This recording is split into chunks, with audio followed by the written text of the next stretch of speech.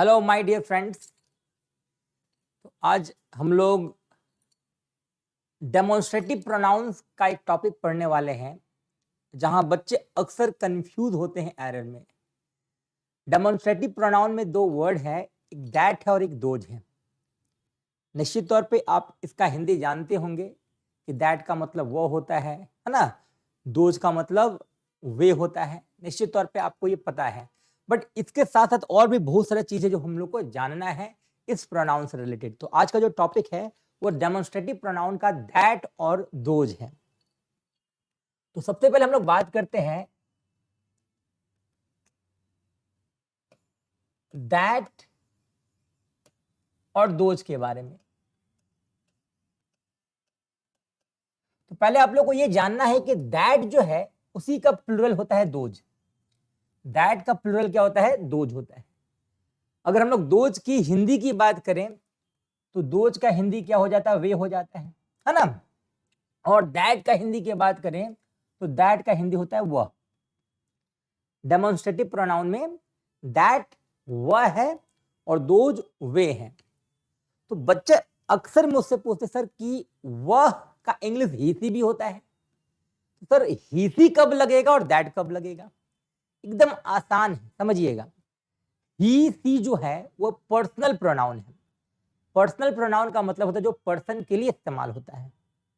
अगर वह का इस्तेमाल किसी पर्सन के लिए हो रहा है, जैसे वह जा रहा है तो ही इज गोइंग, है ना, वह जा रही है तो सी is going.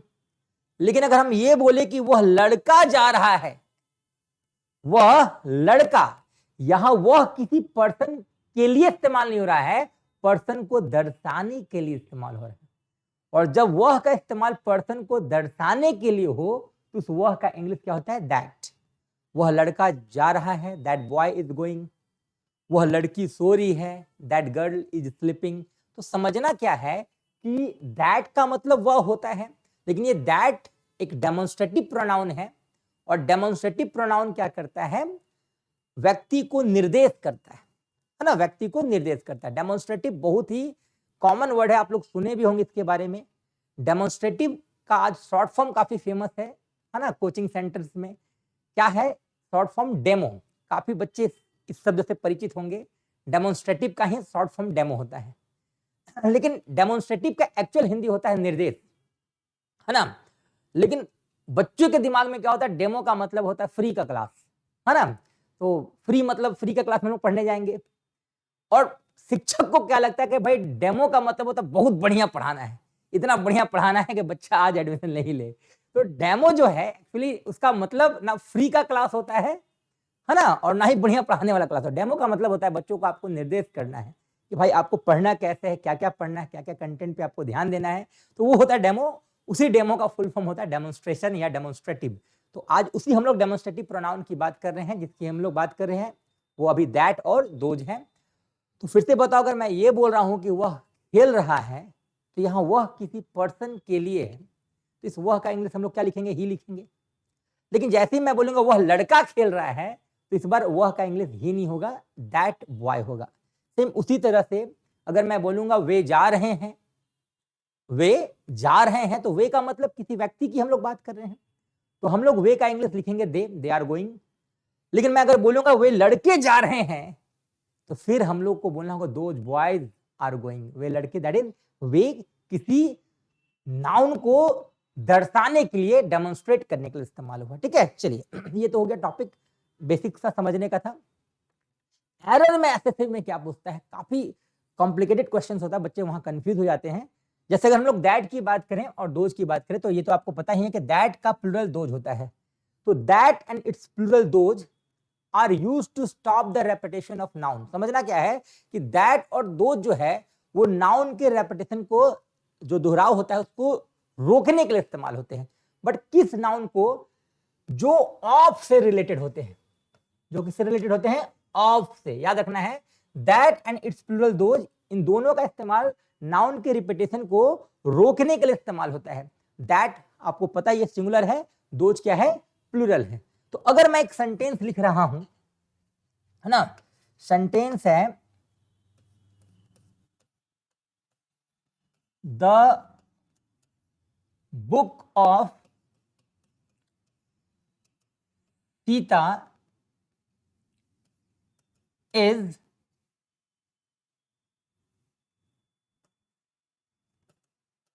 better than the book of रानी। तो ये पहला सेंटेंस है और अब हम लोग दूसरे सेंटेंस की बात कर लेते हैं। द बुक्स ऑफ सीता, क्योंकि इस बार द बुक्स है, हमेशा याद रखना है कि जब भी हम लोग वर्ब का प्रयोग करते हैं तो ऑफ से पहले वाले नाउन के अकॉर्डिंग करते हैं। यहाँ द बुक है, सिंगुलर है, इसलिए हम लोगों ने यहाँ इज का प्रयोग किया है ना। ऑफ से पहले जो नाउन है उसके अकॉर्डिंग हम लोग वर्ब का प्रयोग करते हैं। तो यहाँ द बुक के लिए हम लोग इज लगा रहे हैं। अभी जो नाउन है वो प्लूरल है, द बुक्स है, तो निश्चित तौर पे हम लोग यहाँ आर का प्रयोग करने वाले होंगे। तो the books of Sita are better than the books of Rani. अब आपको ध्यान में रखना है कि दोनों का दोनों सेंटेंस एरर है, दोनों का दोनों सेंटेंस क्या है, गलत है। क्यों गलत है भाई? क्योंकि मैंने पहले भी बताया था कि इंग्लिश में नाउन का जो रिपीटेशन होता है वो क्राइम होता है। नाउन का रिपीटेशन क्या होता है? क्राइम होता है। तो यहां पर द बुक का द बुक से रिपीटेशन हो चुका है, तो ये सेंटेंस एरर है।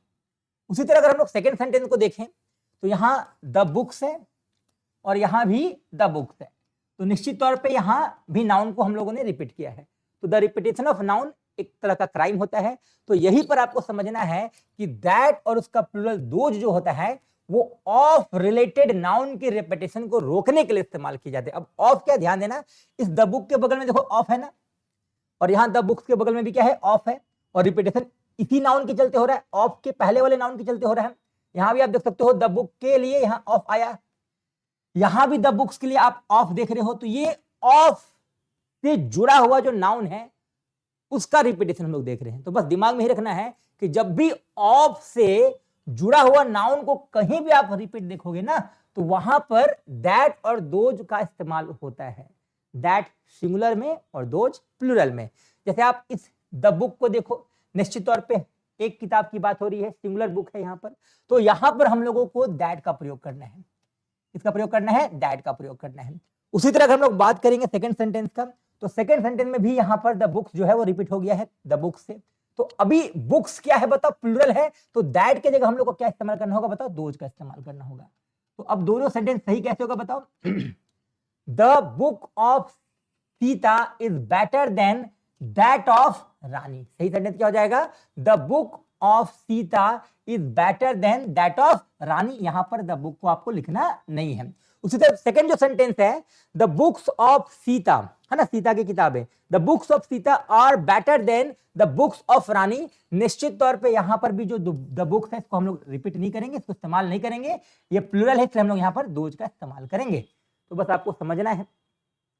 अगर मैं सेंटेंस लूं कि द टीचर्स, है ना, of Dhanbad are more intelligent than the teachers of Patna, मान लो ऐसा एग्जाम्पल मैं ले रहा हूं, तो आपको समझना क्या है कि यहां हम टीचर्स की बात कर रहे हैं। तो जहां तक टीचर्स की मैं बात करूंगा तो ये क्या है, प्लूरल शब्द है ना। अब फिर यहां ध्यान देना, मैं किसी टीचर्स को कंपेयर नहीं कर रहा हूं, मैं एग्जाम्पल समझा रहा हूं, आप स्टूडेंट्स भी यहां ले सकते थे।